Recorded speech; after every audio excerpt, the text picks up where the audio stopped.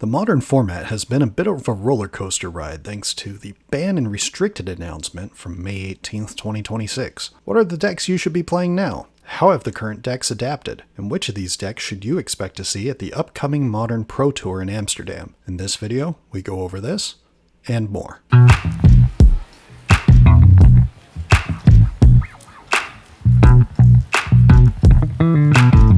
We are just over a month from the ban and restricted announcement that saw Phlage, Titan of Fire's Fury, and Lotus Field get the axe, while Violent Outburst and Umezawa's Jitte were brought back into the format. The impact of these changes were felt immediately in the format, well, less so in terms of Umezawa's Jitte.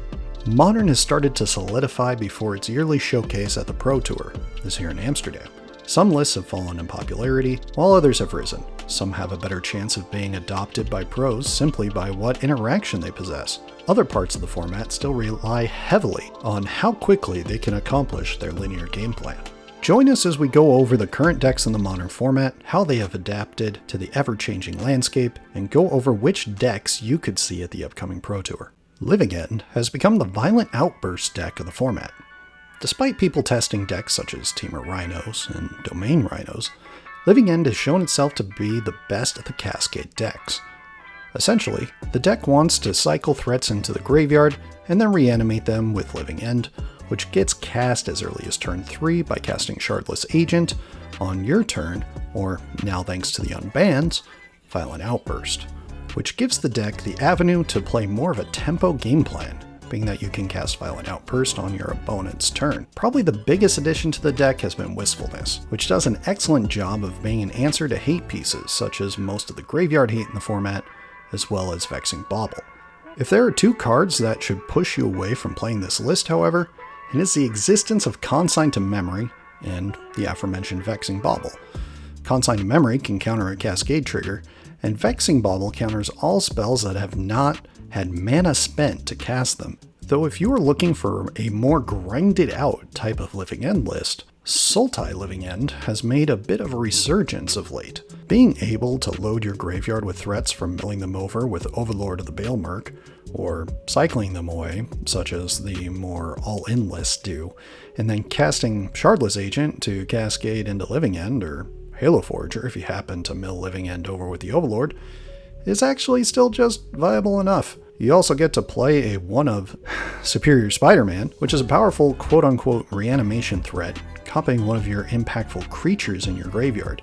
While I would be surprised if Living End had a good showing at the Pro Tour, it still is fun to have Violent Outburst back in the format when there are this many answers available. With Living End making a resurgence, Eldrazi Tron became a popular choice to battle the deck, with easily being able to take advantage of Vexing Bauble, Chalice of the Void, and Trinisphere. Since the format has settled, the deck has had a hard time being able to stick to the top of the meta. Consign to Memory is everywhere, and replicating it gets around the Chalice of the Void trigger. However, turn 3 Tron providing 7 mana is still incredibly powerful. Karn the Great Creator is one of the best toolbox cards ever printed, being able to pick something from your loaded sideboard to make your matchup much more manageable. Ugin, Eye of the Storms, is incredible at taking over the game quickly, thanks to essentially turning all of your following colorless spells into removal spells, all while just ticking up and drawing more cards. Tron gets to take advantage of Kozilek's Command, which is the most powerful card in the format and the deck's most consistent removal spell, while when paired with Glaring Fleshraker can easily just be a win condition. Fleshraker and Thought-Knot Seer get to be early threats while also providing some interaction and inevitability if not dealt with. Shockingly, the deck has become one of the cheapest decks to pick up in the format, so it may be a great option as a starter deck if you were just getting into Modern. But the deck currently struggles against Boros Energy, Affinity, and of course Amulet Titan. Boros Ponza is also built to essentially hate out Tron at this point, with so many cards in the main deck that destroy lands. So while currently I would think twice about playing the deck, it does enough powerful things that it can be a problem for other decks to deal with. It may even be a choice deck of the Pro Tour simply due to the minimal amount of decisions the deck requires of someone over a long tournament. Sometimes you just get to 7 mana and think about your problems later. This deck has had quite the resurgence over this past year. It has gone from barely played to now one of the most consistent creature combo decks in the format. A lot of this has to do with the fact that while the combo is powerful, attaching a Blade of the Bloodchief to a Basking Broodscale and then sacrificing a creature to trigger the Blade and put a counter on the Broodscale to make a Eldrazi spawn, and then repeat the process with a win condition such as Glaring Fleshraker, Emrakul the Promise End is actually kinda option 1 most games. The deck plays a bunch of different card types, which leads to Emrakul being cheaper. You also get to play and take advantage of the best card in Modern, Kozilek's Command. Kozilek's Command does way too much for being an X spell. In this case, it tends to be one of your main ways to find your win condition, if it is not in hand already. Having an instant speed way to make mana, blockers, graveyard hate, and card selection that also replaces itself is something that is pretty ridiculous, and we'll be questioning why it was printed for years to come. Besides Affinity, this is the best Urza's Saga deck in the Modern format. Saga being able to find one of your combo pieces, or a piece of interruption, such as Vexing Bauble, is incredibly powerful. Powerful enough that the deck doesn't mind even playing it on turn 1 to nab Blade faster to combo off. Outside of reanimation strategies, Broodscale may be the best combo deck in the format, and is a deck that we will probably see well represented at the upcoming Modern Pro Tour. Esper Blink is what's left of a bygone era. Wild to say that about 2025. Of Orzhov Blink, Esper gets to take advantage of Failure, Ephemerate, and Solitude, while also getting to play Overlord of the Baelmerk and Quantum Riddler. Gone are the days of Ketramos, both fortunately and unfortunately. However, the deck still abides by the same core battle plan. Use cards such as Failure, Ephemerate, and Flicker Wisp to flicker your stuff, mostly, and their stuff when need be. Keeping up 2 mana, flashing in Failure on the end step, and then casting Riddler or Baelmerk for their alternative cost to then keep them on the battlefield after attacking with Failure, and targeting them on turn 3 is still pretty powerful, not to mention the possibility of flickering Solitude multiple times to control the board. Teferi Time Raveler does a great job of forcing your opponents to play on your terms, while also being able to tick up and cast Prismatic Ending at instant speed. Though not something that will come up too often, it's also tilt-inducing to Thoughtseize the opponent on their turn, and they can't respond at instant speed. Psychic Frog plays a role as a curve filler, with upside here, along with Emperor of Bones, which provides some main deck graveyard hate and reanimation potential. If you like generating incremental advantages while having powerful interactions, this deck is for you. I'd be a bit surprised to see too much of this deck at the Pro Tour, however. Goryos Vengeance decks do a lot of the same things, while being a more powerful deck overall. Esper Goryos is one of the 2 Reanimator decks in the format. Goryos Vengeance gives you an ability to reanimate a legendary creature from your graveyard at instant speed. This is usually Atraxa Grand Unifier or Grizzlebrand. Then the deck will either consign the sacrifice trigger or ephemerate the creature to nullify the effect, and with Atraxa, gain another enters the battlefield trigger. With this main game plan, the deck also runs Solitude and Prismatic Ending as its main pieces of removal, as well as Quantum Riddler as another threat that can be cheated into play earlier on the curve. The card draw from this and cards like Faithful Mending help the deck continue to dig for more threats and answers. The deck is currently between 2 versions. One plays 3 Fairy and Superior Spider-Man. The other plays recent addition to the list, Ulamog the Defiler, which when paired with Ephemerate, brings the Ulamog back with 10 counters. With the removal the deck plays along with the interruption, having this package of reanimation is incredibly powerful. Expect to see plenty of these lists at the Pro Tour. Having access to some of the best removal in the format is always enticing, while having one of the most embattled 2-drops of Magic the Gathering and Psychic Frog is something a lot of pros would have a hard time turning down. One key point to focus in on lastly here, when playing this list, the deck is incredibly mana intensive and will require you to make key decisions on what colors of mana you need while also managing your life total. So be ready for that before jumping in. It is wild actually talking about Burn as a deck again in 2026. Phlage being in the format made the deck essentially disappear, considering 2 of the best decks before the ban were Boros Energy and Jeskai Blink, and the life gained off of Phlage, which with Arena Glory was about 9 life minimum, 3 on the first enter the battlefield trigger, and then 6 essentially from hasting it from the graveyard, just made an insurmountable hill to climb. Once the ban hit, Burn was an initial go-to deck due to being able to play cards such as Roiling Vortex to prey on the decks playing free spells. Turns out, playing as many lightning bolt effects as you can will still get you to be a hassle for some decks to deal with, as there are plenty of decks that fetch and shock themselves. There's also something about playing a Goblin Guide on turn 1 that is heartwarming. It feels like an ode to a previous format that just puts a smile on your face before your life total inevitably ticks down to 0. I wouldn't play this deck in the format considering Boros energy hasn't gone anywhere, and that amount of life gain is tough for Burn to deal with, but there will be skilled pilots that do well with this deck and catch the format off guard. Ruby Storm has been biding its time since the ban announcement, waiting to see if the top of the meta stayed the same or changed in a way that would let it continue to be a deck that had to be contended with. Wildly, it actually got worse at playing into the Boros energy matchup and better at playing into Affinity. The core of the deck has not changed. Ral, Monsoon Mage, and Ruby Medallion are your key reduction pieces, while Ral flipping can obviously win you the game. Manamorphose, Pyretic Ritual, and Desperate Ritual are your key mana generating effects, especially when paired with a reduction piece. Ren's Resolve and Reckless Impulse are your main impulse effects, though now, with the printing of Marvel superheroes, we have Hex Magic. Hex Magic is now being played as a 4 of in the main deck thanks to its ability to essentially recycle a bad hand, too many lands usually, to hopefully into more rituals and impulses, or even win conditions. Past in Flames is here to keep up your storm count by allowing you to cast cards from your graveyard. Grape Shot is mostly a player removal spell, but can be used in a pinch to deal with a problematic creature. Wish allows you to nab a needed piece from your sideboard, whether that is a win condition or a needed piece of disruption. Probably the most notable reduction to the main board has been Artist Talent. Almost every time I see this card hit the battlefield, it ends up being a problem for the opponent. But here a lot of decks have dropped down to just a single copy. Reasons to play the deck? Probably that it can win early consistently. If you high roll with this list, you will make plenty of players raise their hands and admit there wasn't anything they could do about it.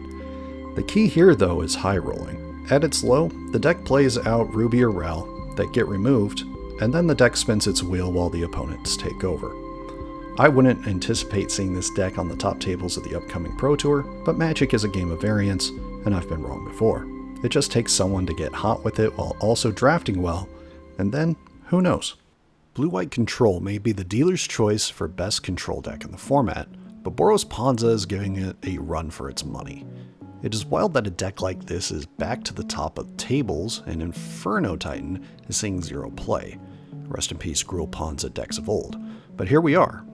Having 8 Field of Ruin effects, 8 Cleansing Wildfire effects, and then 8 removal spells that ask the opponent to search for a basic land when most modern decks only play 2 to 3, will quickly run the opponent out of resources and put their game plan into a state of panic. Add that the deck plays the best white removal spells and can store energy for Wrath of the Skies to finish off the Doom Spiral, and you have quite the deck. What you play as your top end threat / finisher varies by the wielder. I've seen some play more of a Karn the Great Creator package as a way to finish the game off and provide a toolbox of answers, while others have relied more on the Legend of Roku. And even others have played Elspeth, the Wandering Emperor, or even Chandra Torch of Defiance. I think leaning in on the Legend of Roku is probably your best bet, but it's hard to go wrong here after a certain point. The unsung hero of this deck may actually be Quarry Mountain Monastery. Being able to leverage your flood of lands into spells off the top of your deck is quite powerful, and is even better when all it costs you is a land slot. I wouldn't take this deck to an RCQ on the account of just the mental fatigue a control deck can cause over multiple rounds of play, but this is a list that is a ton of fun to play, as long as you are okay with your opponents tilting out occasionally, and I would expect to see this deck get plenty of play at the Pro Tour.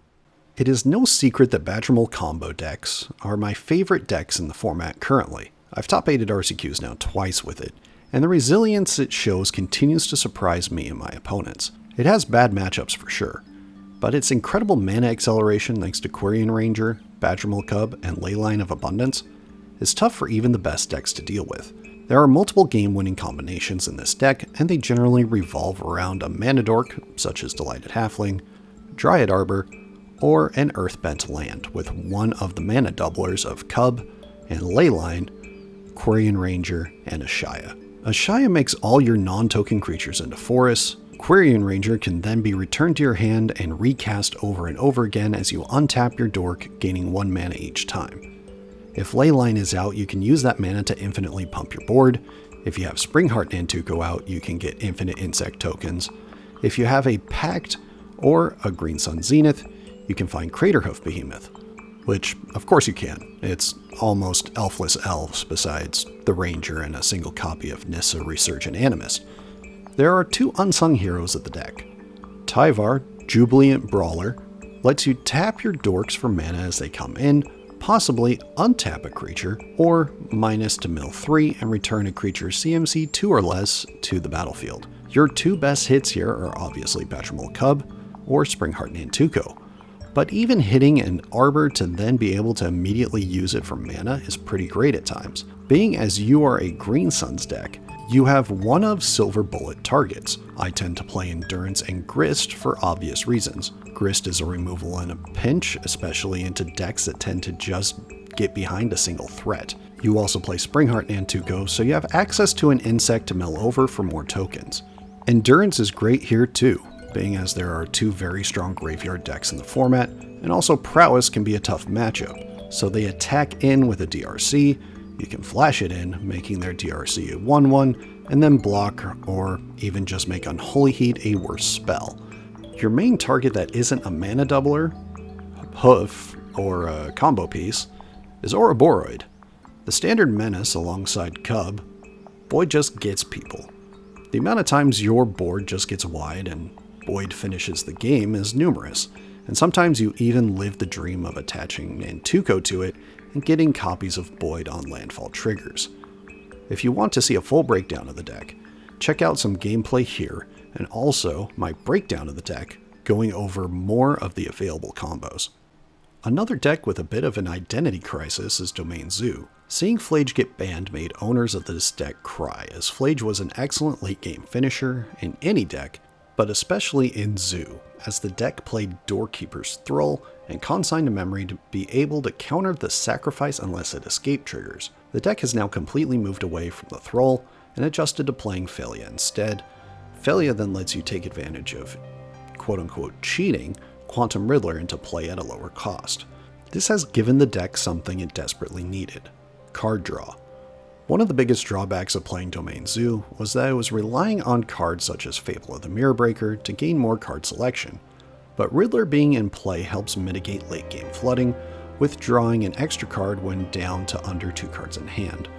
What we haven't seen is Zoo going back to a time when they embraced Tribal Flames as a card to finish off games quicker, but the deck hasn't needed to go back to this route. Domain Zoo is still a fun deck to play, with Leyline Binding being the best removal spell it has, while also getting to play Consign to Memory main deck alongside Stubborn Denial. It also is just fun to play a Scion of Draco ahead of the curve and your opponent being unable to do anything about it while Leyline of the Guild Pact is still out. But I would be surprised if this deck sees any serious action at the Pro Tour this year. Affinity, the best deck in the format where you get to keep a hand of 7 cards. The deck mulligans horribly, however a turn 1 Kappa Cannoneer is a feeling that any Magic player can get addicted to. Few things scratch the itch in Magic like playing all the cards in your hand and then being able to cast a Kappa. Generally, this is done with the help of the most powerful unbanned since Golgari Grave Troll in Mox Opal. Wizards of the Coast have gone out of their way to print a ton of good artifact payoffs over the past year. The most notable of these is Weapons Manufacturing and Pinnacle Emissary. These cards thrive off of playing cheap 0 and 1 mana artifacts that can lead to even more permanence on the battlefield, and it sure helps that the key ways to destroy the tokens off of the manufacturing are Engineered Explosives and Claws of Gix. Both are 0 mana artifacts, and Claws is a card that you can find off of Urza Saga, which shines here. Outside of Broodscale, this is the best Urza Saga deck in the format. Being able to find your many copies of Tormod's Crypt is helpful in a meta that has 2 major reanimation strategies near the top. Unlike Broodscale, Affinity doesn't mind holding up Urza Saga activations to make constructs, as they can soon thereafter find a skateboard, that hurts to say, or a Shadow Spear to let their tokens deal a ton of damage. The 75 of these decks hasn't been totally nailed down. Some people enjoy playing Ravenous Robots to have more options to flood the board with the tokens, and Salvage Titan, which is just a recurable 6/4 in the deck, while others stick to a more rigid structure and play Krang, Mastermind, and multiple copies of old Affinity All-Star, Arcbound Ravager, which is a great sack outlet for the deck.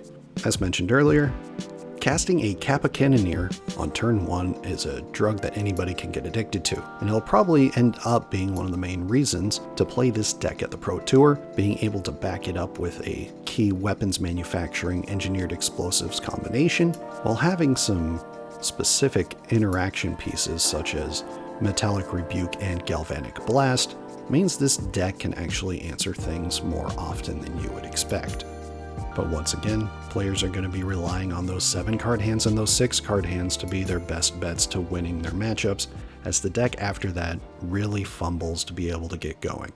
Prowess has been a winner in the current Modern format, or at least the first few weeks since the ban and restricted announcement. Quarry Steelcutter and Slickshot Show-Off let the deck go over the top and around the opponent in a consistent manner. Dragon's Rage Channeler does fill the yard quickly to feed Delirium, while also providing an ability to sculpt your next draws. Mishra's Bauble plays well in this deck as a way to jumpstart Delirium, as well as a way to peek into what your opponent is doing. The MVP of this list is Lava Dart. It kills an Ocelot Pride. It is usually 2 Prowess triggers.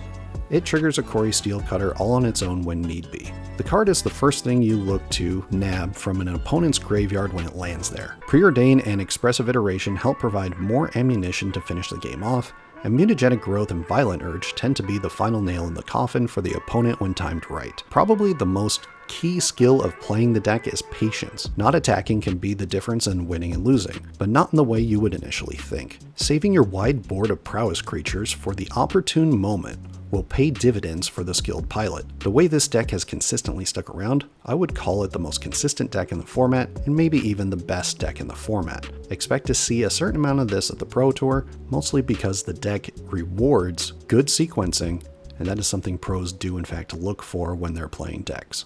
The death of Amulet Titan decks is well overstated. Yes, Lotus Field is gone now thanks to the last BNR announcement, but the loops will keep on looping. As long as Amulet of Vigor exists in the format, Titan will continue to be a thing. The deck still plays a core of Primeval Titan, Amulet of Vigor, Urza Saga, which really is to help find said amulet, Spelunking, and Aftermath Analyst. The numbers have just shifted around these cards. Cultivator Colossus has made a comeback, Green Sun Zenith is more prevalent, and Scape Shift is now back up to 4 copies, which really just feels like a return to form instead of just a blast from the past. The newcomer to the list is Malevolent Rumble, which, considering a core of the deck's identity is getting lands into the graveyard to be able to start looping Aftermath Analyst and Shifting Woodland, it just makes sense that you would want this amount of mill, card selection, and ramp in a single card. Now that the deck is less focused on Lotus Field shenanigans, you will see players rely on Mirror Pool to do some nasty combos. For instance, copying Scape Shift while it is on the stack and looping from there with some amount of Shifting Woodland, bounce lands, etc, etc. What you should keep an eye on is whether your opponent is playing Zurin Orb or not. The sack ability on this artifact can substitute as their own Lotus Field at Home effect to start looping lands and going infinite on mana, while incidentally gaining infinite life. The keys for playing into Titan are simple yet complicated. Have a piece of Disruption, a Pithing Needle naming Hand-War Battlements, Mirror Pool, or Aftermath Analyst, a quick way to get rid of the amulets, or get down a board that they have to deal with, and either be faster than they are, or have something to interrupt their game plan with some graveyard hate or counter magic. I would not be surprised if this deck still does well at the upcoming Pro Tour, especially as it is not being focused on by opposing sideboards. Reanimation strategies have been all the rage over multiple formats. Goryos Vengeance was the deck of choice over the past couple of years for this strategy in Modern, but since the ban and restricted announcement that saw Phlage and Lotus Field go and Violent Outburst come into the format, Grixis Reanimator has shown itself to be a real viable strategy. The main strategy of the deck is pretty simple. Get a threat into the graveyard such as Abhorrent Oculus, or Archon of Cruelty, and then bring them back to the battlefield with an Unearth, Persist, or even an Emperor of Bones. Getting these cards into the graveyard quickly is key, so using Psychic Frog, or even Thought Seizing yourself are viable options. It is the one deck outside of Dredge that plays Faithless Looting, a card that got the axe in the format thanks to the sins of Hogak. What a summer that was. While nowhere near as powerful as Hogak, Grixis Reanimator getting Archon onto the battlefield as early as turn 2 is incredibly powerful, and tough for non-Solitude decks to deal with. Ramp Eldrazi has been on a slow diminishing spiral since the banning of the One Ring. Though with the ban of Phlage, people were interested in testing it out again due to sweepers once again mattering into the Boros Energy matchup. Unfortunately, the deck still has a bad matchup into Boros Energy. Add that decks such as Boros Ponza have entered in the chat, and Ramp Eldrazi can't even call itself the best mana denial deck in the format anymore. This being said, you still play powerful threats, have access to two of the best game-ending pieces in the format, and can trigger/cast one of the only instant speed sweepers in the format in Kozilek's Return. Kozilek's Command is still the best card in the deck and the most powerful card in the format, but it clearly would rather be in Broodscale or regular Eldrazi Tron. Your best hands are when you can get Utopia Sprawl and Talisman of Impulse out early with Eldrazi Temple or Ugin's Lab in tow soon thereafter to cast an early kicked Sowing Mycospawn, denying your opponents a key piece of mana while also ramping yourself. Then it is off to the races, whether that is casting Worldbreaker, Sire of Seven Deaths, Emrakul the Promise End, or Ugin Eye of the Storms to try and slam the door shut on the opponent. Devourer of Destiny helps smooth out your early draws while being an expensive piece of removal on a 6/6 body. Some lists have shied away from playing Ice Till Explorer, but having access to a loop with Ghost Quarter seems like a decent proposition. In front of the channel, Guildspire is still playing 2 main board, so I would stick with that since they have been running the numbers on these lists for a while now. It is definitely worth your time to check out their channel as well if you are interested in the deck, and I will link it below. Being a Sowing Mycospawn deck, you can actually use lands as your toolbox. Having access to Cavern of Souls, Ghost Quarter, Sanctum of Ugin, or Shifting Woodland can be a perfect answer to what your opponent may be doing, or sometimes is just best to nab your Ancient Tomb effect for the following turn. All in all, I don't think the deck has any particular matchup right now that is enough in its favor for pros to consider this deck at the upcoming Pro Tour, but if you are interested in playing Eldrazi, or already have some of the cards from one of your other Eldrazi lists in the format, then I'd suggest giving this deck a chance and pick up the cards you may be missing. Blue-White Control is currently experiencing a bit of an identity crisis. Granted, that can be said about a bunch of decks. There are 3 types of lists that are seeing play consistently. One is the more traditional Scepter Chant lists that utilize getting an Orum's Chant under Isochron Scepter to lock the opponent from doing anything, while also having access to Days Undoing and Narset, Parter of Veils, to refill your hand while denying your opponent card advantage. Obviously, you play card draw spells and a suite of removal to deal with your opponent's threats, while leaning on Teferi Time Raveler to deny your opponent the ability of playing at instant speed. Some lists have abandoned Scepter Chant entirely and have just relied on recent Bird, Wangxing Tong, and the Days Undoing combo. And others still aren't even doing Chant or Days Undoing and just relying on Wangxing Tong and the 5 CMC Teferi loops to win the game. Blue-White Control as a whole is still a very viable option. Removal encounters can be tailored to what the format is currently presenting. Your Planeswalkers do a great job at shutting the door on your opponents, and as long as you are ready to go to time most rounds, though please don't and play faster, this could be the deck for you, and I wouldn't be surprised if these lists have a strong showing at the Pro Tour. Having an original thought on landless Goblin Char Belcher lists at this point isn't easy. The deck has been on a decline since it won the 2025 Modern Pro Tour, though it was considerably well represented there. The following RCs and the adoption of main deck Vexing Baubles in a large portion of the format made it difficult for the deck to do as well, considering Belcher's answers are mostly free spells such as Force of Negation, Disrupting Shoal, and, at the time, Flare of Denial. The deck has leaned away from Flare of Denial at this point, considering they have backed off playing 2-mana creatures that find spells, and now are just relying on the power of Tamiyo, Inquisitive Student, and Tamashi, Reality Architect, to get the job done.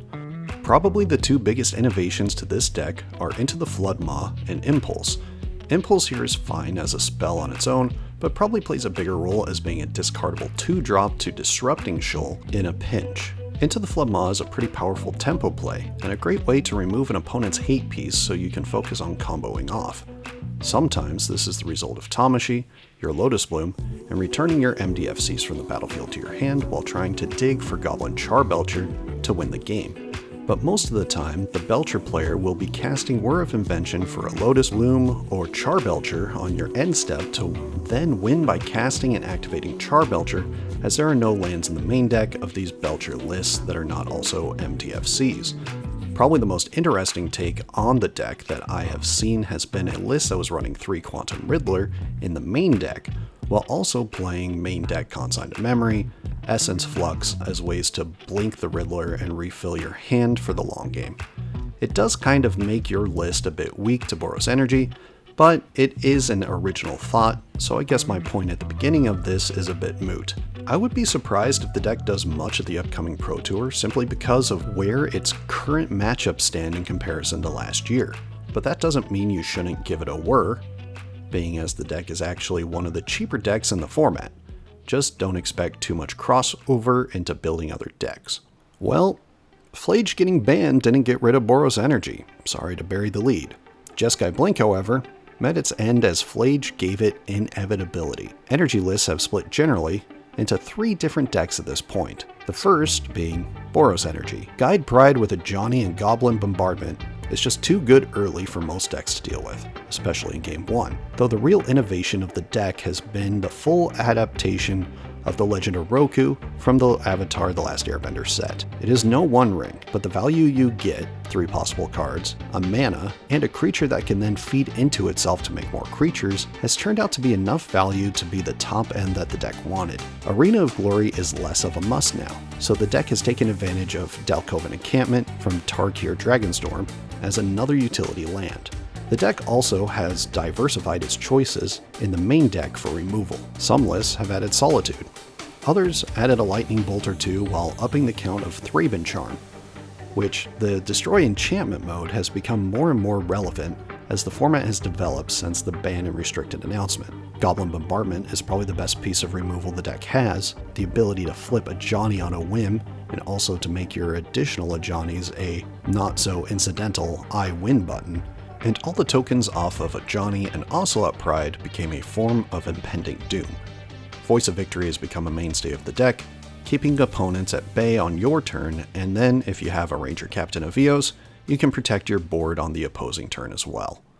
This deck has taken to the Blink parts left over from Jeskai Blink in Quantum Riddler, Thalia, Solitude, Consigned to Memory, and Ephemerate. All powerful enough that it made sense to add them in with the Guide Pride package from Boros Energy.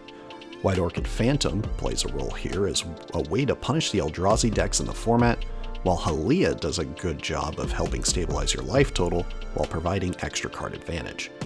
Starfield Shepherd has become a great option for these decks as well, as you can go nab Guide of Souls or Ocelot Pride while using Ephemerate to double up the trigger. This can be said of all the Enters the Battlefield triggers in this deck. Another fun piece of the deck is Mockingbird. It is essentially any creature in your deck, while also being an option to copy your opponent's best threat. This has been a list that Aspiring Spike played a decent amount of attention to over the past year, and now the list has had some chances to shine in recent challenges on MTGO. The green cards in the main deck that get played are Bright Glass Gearhulk and Birthing Ritual. Birthing Ritual provides a ton of utility for the deck, being able to look at 7 cards and only lose a cat token to get another Guide or Pride is pretty incredible. Not to mention warping in a Halia and then sacking it to the Ritual to nab a Bright Glass Gearhulk, and nabbing an answer, or just more Guides and Prides, is quite the feeling. Some lists are pretty heavy on White Orchid Phantom and Flagstones of Trocaire. I tend to trend a little lighter on it because as Boros Ponza continues to be a force in the format, that has to be respected. So there's some room to add a couple extra basics just to be safe. The deck plays Solitude and Skyclave Apparition as the main forms of removal, with Static Prison to boot to nab off of Gearhulk in a pinch. A lot of things already said here in the energy section are still true for Mardu. This being said, you're playing black here, so Chthonian Nightmare gets to be your card advantage engine to rebuy creatures your opponents have taken off the battlefield. Main deck Thoughtseize also gives you an ability to take key cards out of your opponent's hand early to clear the way for your Guides, Prides, and Ajani's to win the game. It also lets you have options with some sideboard cards. Graveyard Trespasser is a large resilient threat that is not only graveyard hate, but can be life gain in a pinch as well. Having access to Orcish Bowmasters and Fatal Push also help you move your game plan forward while having answers to card draw and creatures that can get bigger than your Galvanic Discharges can reach, such as Psychic Frog. If you enjoy Guide and Pride, there are plenty of options for you to enjoy now in the Modern format, while also having a different spin on the initial game plans. Some decks I just wanted to touch on here are the following. Trudge Rigging has shown itself to be a very powerful option that does have some similarities to Eldrazi Ramp, but they are two different decks. One tries to get creatures out before their CMC would dictate based on Ramp, while Trudge Rigging wants to push out these threats with the card Fight Rigging and one of the Hideaway lands. This is incredibly powerful given that Trudge is essentially a 1-mana 6/6 that Rigging can put a counter on immediately to then quickly put out a huge threat, or a Disciple of Freyalise to draw 6 cards and gain 6 life. Trudge also plays very well with Fanatic of Ronis for more mana potential. Early signs show this deck being well represented at the Pro Tour, so be on the lookout for that. Yawgmoth hasn't been putting up the numbers lately, but this deck is still very powerful. Necro Dominance decks will probably be absent from the Pro Tour, but the Golgari lists running Culling Ritual have been promising, and even some Dimir lists have popped up recently playing Quantum Riddler and Psychic Frog as more card draw and threats. Dimir Esper Frog lists will not go away, especially at your local game stores and RCQs. Turns out, the players dedicated to these lists are great at adjusting their 75 to play well into their metas, and Psychic Frog is still a house. Apparently, Neobrand is still a deck, as well after seeing the list come out for Pro Tour weekend. The deck still is powerful, and could be a good choice considering the amount of Boros energy expected to be in the field. To sum it all up, the format is in a great spot. It will be interesting to see how the meta adjusts post-Pro Tour and moving forward to the Regional Championship season. For instance, we saw Jeskai Blink pop up after last year's Pro Tour. One thing that is incredibly unfortunate about the Pro Tour this year, that I almost did a separate video on, some 3,000 words of anger later, I guess, is that the top 8 of the Modern Pro Tour this year will be draft instead of Modern. Obviously, that doesn't really matter too much for me. I didn't qualify for the Pro Tour, but as a viewer, mileage may vary, and I know pros prefer limited, but this is really unfortunate considering that there are 3 other yearly events that are standard focused, that they could have done this with, and we won't get top 8 moments like Luis Salvato winning Modern Pro Tour with Lantern Control against Mardu Pyromancer and Jerry Thompson, Jake Beardsley and Christian Calcano duking it out with Rakdos, Scam, and Tron, the great one Kai Buddha making a late career top 8 in that same Pro Tour with Team of Rhinos, Thorolf Severin taking down Hogak Summer with Tron, heck, even the Bant Nadu Summer being taken down by Simon Nielsen during his incredible run of Pro Tour victories. All of these are moments that get talked about in game stores across the country, and the lore builds to the future generations of players. And we'll just not get that this year. As previously mentioned, we get one of these as a format, and it's pretty much our Super Bowl. So take that information as a grain of salt, I guess, and we'll see who tunes in for the draft of Top 8 Sunday. Thank you all for watching, and we will see you all next week.